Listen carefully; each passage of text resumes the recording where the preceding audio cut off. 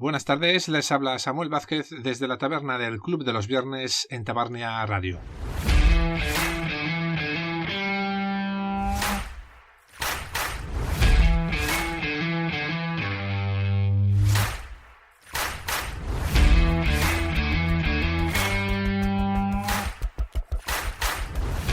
Empezamos un programa que tendrá opinión, tertulia, economía y recomendaciones culturales.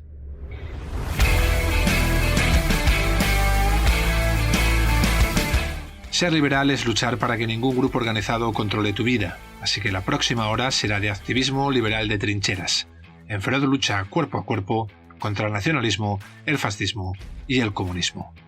Tenemos cuentas pendientes con la libertad y es hora de saldarlas. Estoy ya en la puerta de la taberna, como siempre. Antes de entrar, permítanme una reflexión, un comentario, el comentario del día.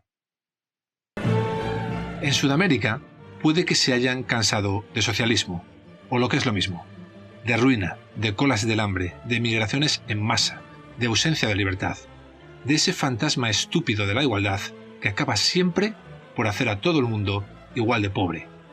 Se cansaron de Kirchner, se cansaron de Lula, de Bachelet, de Dilma, de ese timo de la estampita de vamos a quitarle el dinero a los ricos para dárselo a los pobres.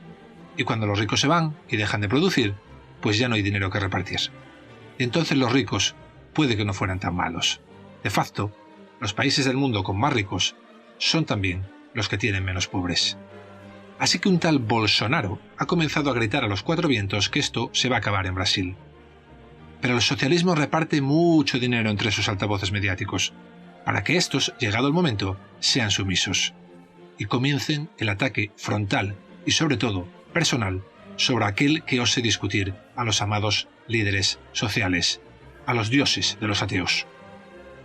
Pero la gente cada vez es más fácil de engañar, porque cada vez es más fácil cambiar de canal y escuchar otras voces. Vivimos en la era de la información. Así, los más medias se empeñaron en señalar e insultar a Trump hasta que lo hicieron presidente. Algo parecido está pasando en España con Abascal y con Vox. Y también lo consiguieron los medios de comunicación en Brasil. Bolsonaro ya está aquí. Yo no sé si será buena noticia. Lo que sí sé seguro es que buena noticia es que el socialismo se vaya. Vámonos dentro de la taberna. Hemos oído ruido. No sé si hay una pelea. Ahora os contaré. La taberna del Club de los Viernes. Por Samuel Vázquez. Bien, pues ya estoy dentro de la taberna. No se lo van a creer. Ya saben que normalmente tenemos tertulia en esta taberna que les juro suele ser pacífica. Pero hoy ha habido una pelea, como tantas veces en este tipo de tabernas, y dos de nuestros tertulianos se han tenido que ir en ambulancia al hospital. Han participado en esa pelea. O sea, que nos hemos quedado mano a mano, yo y mi amigo Ángel Manuel García Carmona. Hola, Ángel. Hola, muy buenas. ¿Qué tal? Bien, pues empieza esto como empieza. Esto va a ser, en vez de la tertulia habitual, un mano a mano entre tú y yo. Pero como tú tienes mucho nivel, seguro que nuestros oyentes no lo van ni a notar. Hoy hablamos de Bolsonaro. He estado hablando en la editorial, he estado hablando un poquito sobre este nuevo fenómeno en Brasil que ha impactado en todo el mundo. Yo te pregunto a ti, Ángel, primero fueron, no sé si primero o después, los Kirchner, estaba también Bachelet, luego Dilma, Lula. No sé si tú tienes la sensación, o si lo crees así, de que Sudamérica tal vez se haya cansado de socialismo.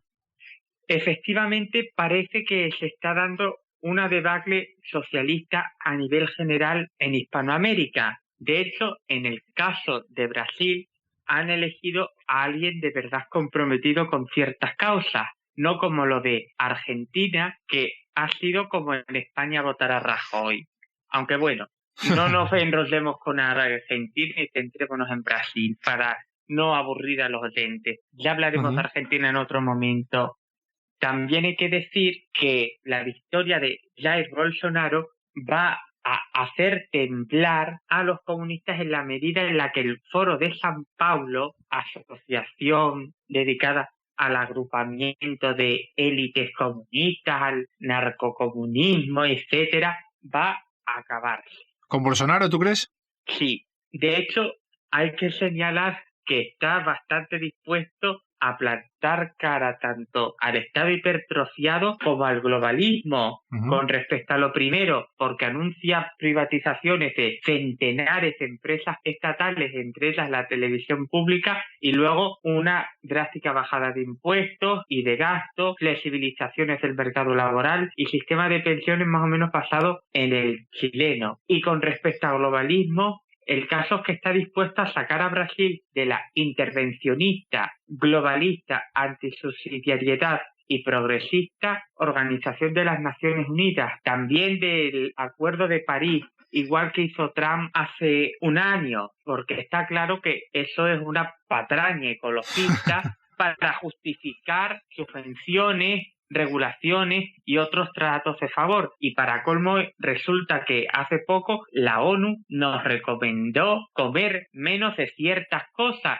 y no necesariamente era comer más fruta y menos patatas fritas, no, era algo que podemos considerar como ecocomunismo, racionamiento similar al de otros sistemas comunistas, y bueno, ecologismo, el socialismo, una modalidad más de socialismo, básicamente responde a excusas medioambientales para ejercer control centralizado, y el comunismo siempre es una ideología inhumana. En este caso, el comunismo, en nombre del ecologismo, propondrá matarnos de hambre. Y yo te pregunto, vivimos a muchos populistas en Sudamérica con el socialismo. Estuvo Chávez, que se murió, y se quedó Maduro, pero no puede ser posible que Bolsonaro sea exactamente lo mismo, pero de derechas. A ver, alguien que es verdaderamente de derecha defiende unas instituciones naturales y una tradición en concreto, mientras que en el lado económico apuesta por una mínima intervención del Estado, así como por un respeto al orden espontáneo en todos los aspectos, no solo en el familiar o en el económico. Se busca el respeto de la tradición a la vez que de la libertad. Alguien que es de derecha en realidad debe cumplir esa premisa, ya sea en mayor o en menor medida o desde un peculiar punto de vista. Por ejemplo, que uno en vez de ser libertario sea liberal conservador, etcétera, etcétera. Para que fuera exactamente lo mismo Bolsonaro, tendría que proponer una agenda económica y política férreamente intervencionista y colectivista. Eso ocurrió en su día con Hitler, que era un totalitario como Stalin.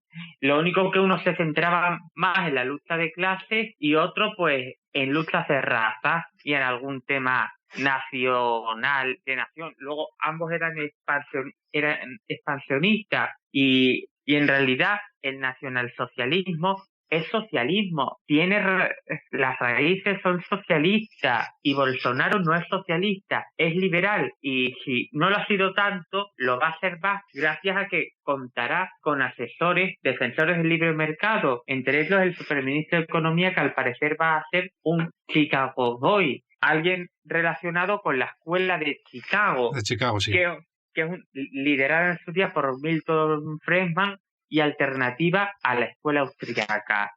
Y efectivamente el nacionalsocialismo, o el derivado del fascismo, como tú dices, si el fascismo nació con Mussolini, y Mussolini era el director del diario Avanti, que era el órgano de propaganda del Partido Socialista Italiano, pues sí, efectivamente las raíces tienden a ser iguales. Nos vamos a ir un momentito, pero no se me vayan, no vamos a tardar mucho porque vamos a pedir la segunda ronda, y en la barra, como ya les he dicho, no hay nadie porque ha habido una pelea en este bar, así que estamos solos yo y Manuel. Volvemos enseguida.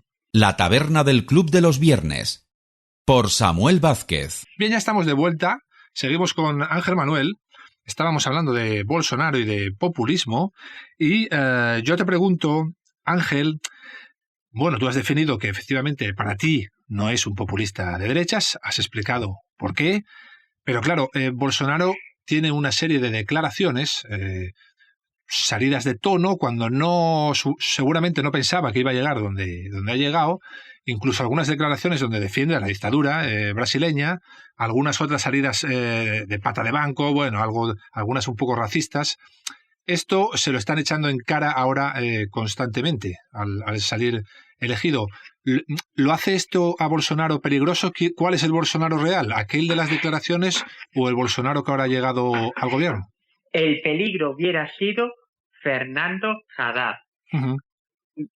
Jair Bolsonaro no es ni racista ni homófobo. En ningún momento ha hablado de aniquilar a gente de razas distintas. Espero que no se le considere racista ni xenófobo por defender la herencia católica de Hispanoamérica.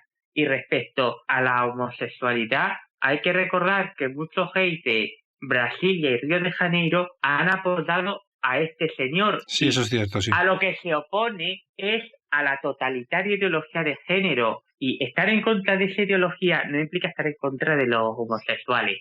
Recuerdo por enésima vez que en la causa contra el marxismo cultural, contra la ideología de género, por las familias, por las instituciones naturales, no solo hay heterosexuales, también hay homosexuales, pero no necesariamente homosexuales que se arrepienten de su orientación sexual. Son personas que tienen su orientación sexual, la reconocen completamente, no les importa cohabitar con alguien, pero no buscan imponer nada a nadie, respetan las instituciones naturales, entienden que el matrimonio homosexual y las familias LGTBI son artificios de ingeniería social, cuya única idea es desestructurar las familias naturales y todo eso.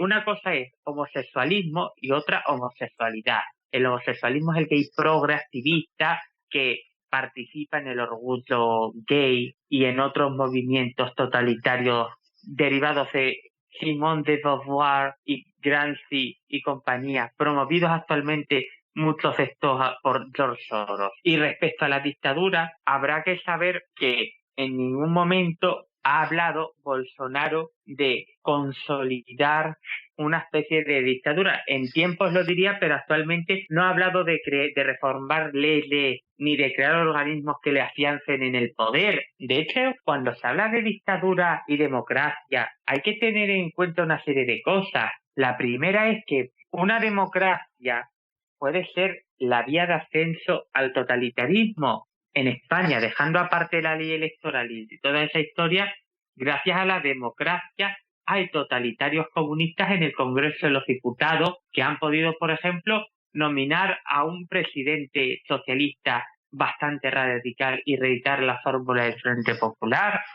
Y en muchos otros casos, los totalitarios han llegado por las urnas, por votaciones, y mientras hay dictaduras en las que se puede respetar completamente la libertad del individuo. Simplemente la persona que está al mando no piensa irse. Y por cierto, igual se piensa que Bolsonaro va a evocar mucho y a intentar reimplantar algo similar a lo de Pinochet. Pues al respecto hay que decir que si bien Pinochet no respetaba la libertad de expresión, lo cual no es plausible, sino todo lo contrario, es criticable, pero por otro lado garantizaba en cierto modo las libertades económicas, esa libertad para comerciar, para emprender y para poder administrar más cantidad de dinero. Recibió influencias hayekianas y freudianas, aparte de que Chile en esa época iba como un tiro. Y si en la España de Franco, con una pequeña liberalización en los años 50,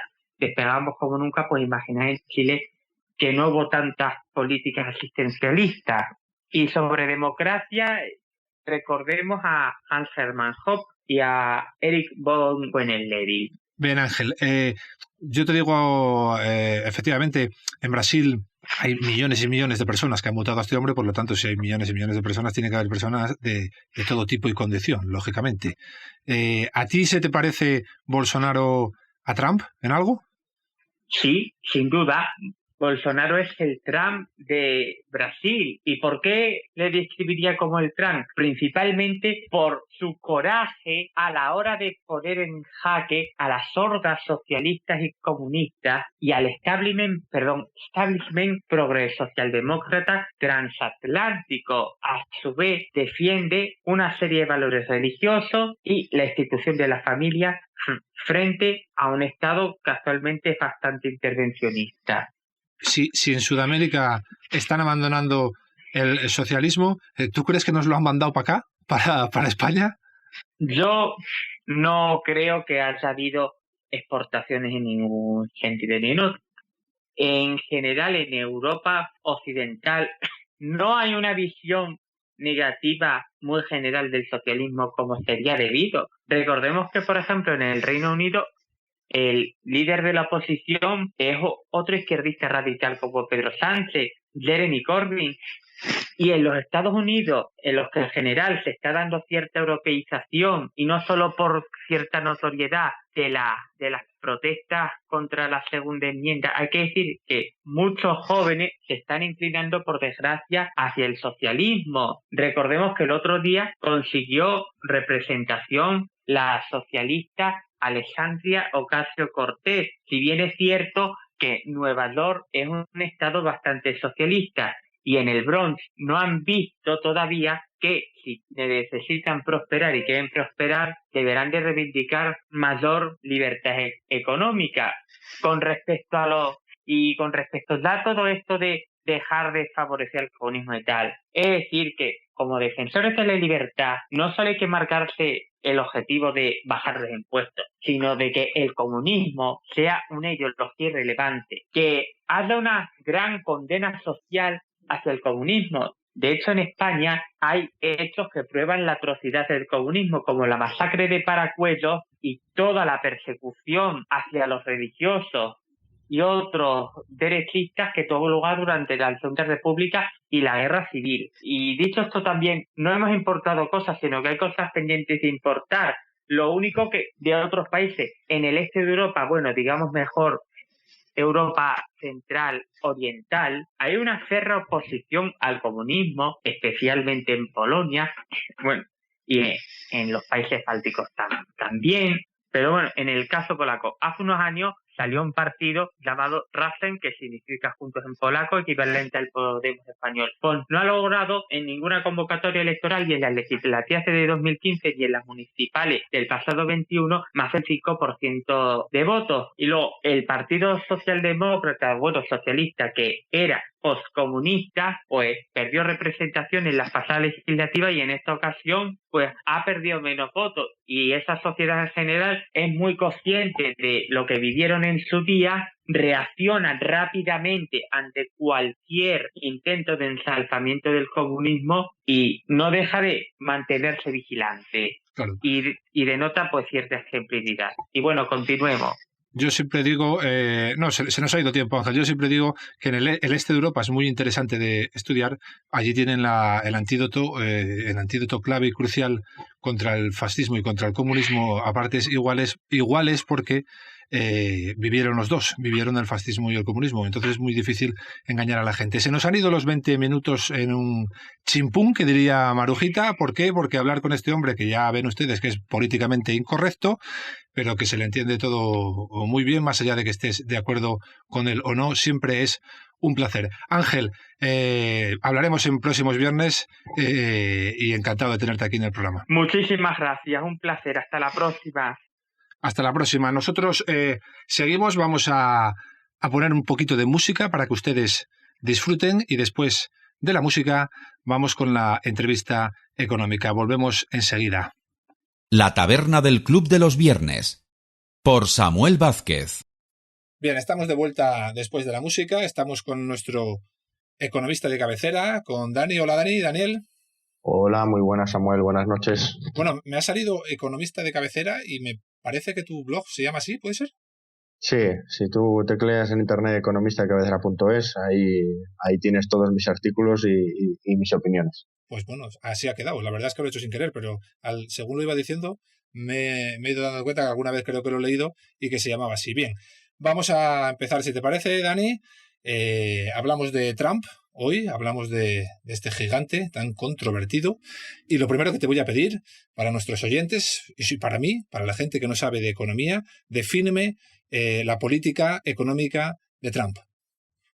Bueno, la política de Trump es una política absolutamente necesaria. La palabra es necesaria. Es algo que el mundo sencillamente necesitaba y que ha tenido que venir alguien con un liderazgo tan marcado como Donald Trump para ejecutar. ¿Por qué digo necesaria? Estados Unidos estaba europeizando. Si tú ves las tasas de crecimiento interanual o trimestral del gigante norteamericano, pues iba a la baja, iba en torno del 2%. Y sin embargo, los últimos datos lo reflejan un crecimiento de nada más y nada menos que del 3,5% interanual en el tercer trimestre de 2018 y del 4,2% en el segundo trimestre. Para que te hagas una idea, Samuel, esto no lo veíamos desde el año 2013-2014. Entonces, la bajada de impuestos tan espectacular que está llevando a cabo Trump, la orientación de su economía hacia el libre mercado y la eliminación de barreras tanto burocráticas como de toda índole que está ejecutando, es que sencillamente es algo imprescindible, algo que necesitaba el mundo para que la economía estadounidense siguiera ejerciendo de motor y nos arrastra todo. Yo oigo mucho por ahí que está generando efectos, bueno, que no son muy positivos, sobre todo en los países emergentes.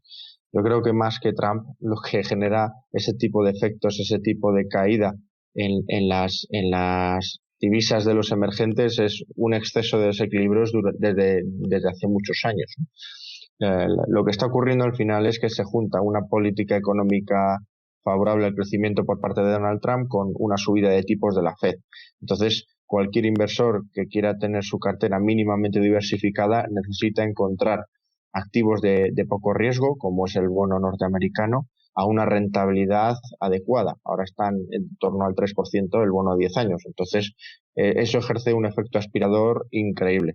Pero eso es consecuencia de todo lo anterior, de todo lo que ha ocurrido estos años que no debería haber ocurrido, y no tanto de Donald Trump. Y entonces te pregunto, porque mucha gente dice, empezaron diciendo que si era liberal, que si no era liberal, hubo una discusión, luego hablaban del proteccionismo y de los aranceles y demás. ¿Por qué exactamente la economía americana ha mejorado? ¿Por ser políticas liberales o por no ser políticas liberales? Por ser políticas de marcada orientación liberal. Vamos a ver, Samuel, aquí hay dos efectos. El primero es, sí que es cierto que en relación al gasto público, el gobierno de Donald Trump no está siendo excesivamente liberal, es más, el gasto público se está disparando, pero también es cierto que eso es consecuencia de un acuerdo al que tuvo que llegar en el Parlamento norteamericano precisamente para poder sacar adelante sus presupuestos.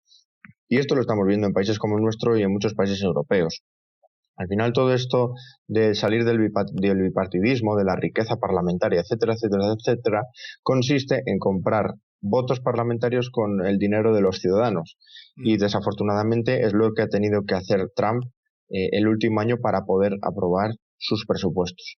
En cuanto a política exterior, todo esto de la guerra comercial y del proteccionismo, etcétera, etcétera, la verdad es que me resulta curioso ver lo extravagante y lo falso que son algunas afirmaciones. Vamos a ver, Donald Trump ha firmado un acuerdo con Canadá y con México que sustituye al antiguo Tratado de Libre Comercio de América del Norte y que es claramente más favorable para los trabajadores y para los ciudadanos mexicanos. Para que te hagas una idea, ha puesto un salario, creo que es de $16 la hora como mínimo, y ha obligado a que determinados componentes se fabriquen entre México y Estados Unidos.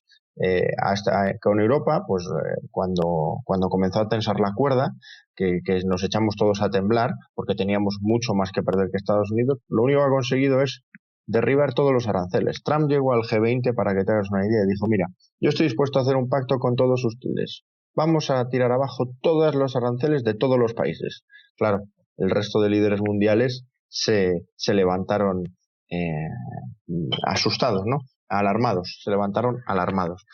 Pero claro, al final, lo que ponen los periódicos, lo cierto es que no es lo que está ocurriendo. Trump de proteccionista tiene muy poco. Lo que no le gustan son las fotos que luego no llevan a algún lado. Para un último apunte, vale más como curiosidad. ¿Sabes quién ha sido el país que más ha reducido sus emisiones de CO2 en todo el mundo el año pasado? ¿Ellos? Estados Unidos. Sí. Que curiosamente no firmó el Tratado de París. Entonces, por lo que me dices, o parece ser que para Occidente no está mal, habían dicho al principio, yo de economía no entiendo mucho, pero habían dicho que iba a cambiar Occidente por China y que iba a ser su nuevo aliado. ¿Esto perjudica a España? ¿Nos perjudica a Europa? ¿Nos perjudica o es mentira o qué? ¿El qué exactamente? No te he entendido. Al principio habían dicho que un poco el comercio que tenía con Europa lo iba a cambiar de alguna manera y empezar a potenciar el comercio con China y disminuir el comercio con Europa. ¿Esto es así o no es así? Esto es otra de las múltiples falacias que circulan por ahí. Donald Trump lo que está intentando es que el comercio con Europa sea tan libre como el comercio con China. ¿Qué ocurre? Que creo que es un 60 o un 70% de las grandes compañías chinas están de facto nacionalizadas. Son compañías que cotizan en los índices bursátiles chinos y se han nacionalizado con dinero público. Entonces, como están tan intervenidas, necesitan precisamente de más intervención para no quebrar. Entre ellos los bancos. ¿Y qué ocurre con todas estas compañías? Pues que al final fabrican más de lo que a nivel interno van a poder vender y han exportado deflación durante muchos años. Su principal socio comercial ha sido Estados Unidos, que ha visto como el déficit comercial con China se ha disparado. Entonces, por eso la gran trifulca entre Estados Unidos y China. Pero, repito, Donald Trump lo único que quiere es un comercio libre con Europa, con Estados Unidos, con Latinoamérica, con Canadá y con todo el mundo con el que se aprecie. ¿Por qué? Porque sabe precisamente que sus empresas son las menos intervenidas y por tanto son las más competitivas y en un escenario de comercio libre tiene mucho que ganar. Europa, China y la mayoría de países desarrollados estamos prácticamente nacionalizados de facto y eso pues nos hace ser muy dependientes del gigante norteamericano. Bien, un placer como siempre. Entonces no es tan monstruo como lo pintan. Un placer como siempre hablar de economía contigo y creo que repites el próximo viernes porque has hecho un informe sobre Andalucía, ¿verdad? Creo que vuelves el próximo viernes para la campaña de las andaluzas, un informe económico, me parece, ¿no? Eso es, con el Club de los Viernes hicimos un informe que hemos titulado Economía y Política Económica para una Andalucía Próspera. Lo presentamos en Sevilla y lo tienen disponible en la web del Club de los Viernes y lo comentaremos el próximo viernes porque no tiene desperdicio. Esto de 40 años de socialismo, veremos a dónde lleva. Dani, ha sido un placer. El placer es mío, Samuel. Muchísimas gracias. Hasta el próximo viernes. Y a ustedes les digo que esperen un ratito. Nada. Enseguida vuelvo para despedirme con las recomendaciones culturales. Nos escuchamos en un momento. La taberna del Club de los Viernes. Por Samuel Vázquez.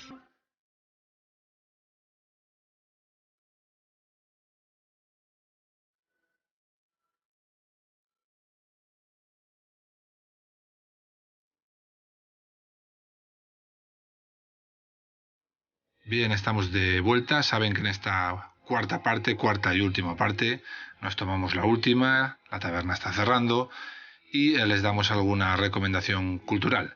Hoy toca cine. La película Crash, del año 2004, ambientada en Los Ángeles, película americana. Los que crecimos viendo cine en los 80 somos conscientes de todo lo que vino después. Es muchísimo peor. Fue aquella una década prodigiosa. El siglo XXI no tiene demasiadas obras de arte. En esto del cine, hay que decirlo, las cosas han empeorado mucho. Yo creo que esta es probablemente, de las que yo he visto, la mejor película del siglo XXI, de lo poco que llevamos del siglo XXI. Para mí sí que es una obra de arte. Obra coral, llena de personajes que literalmente chocan entre sí en ciertos momentos de la historia, historias entrelazadas. Sandra Bullock, Don Cheadle, Matt Dillon, Jennifer Esposito, Thandie Newton, hay muchos actores famosos, muy buena interpretación, muy buen guión. Es una apasionante película, turbulenta, cómica en algunos momentos, trágica, muy trágica en otros momentos, que yo les recomiendo que no se pierdan. Es nuestra recomendación de este viernes. Nos tenemos que despedir ya. Ya saben, les quiero aquí el próximo viernes. Y siempre te digo, recuerda, a la primera pago yo, invito yo y un consejito. Salte del rebaño, hazte liberal. Nos vemos el viernes que viene.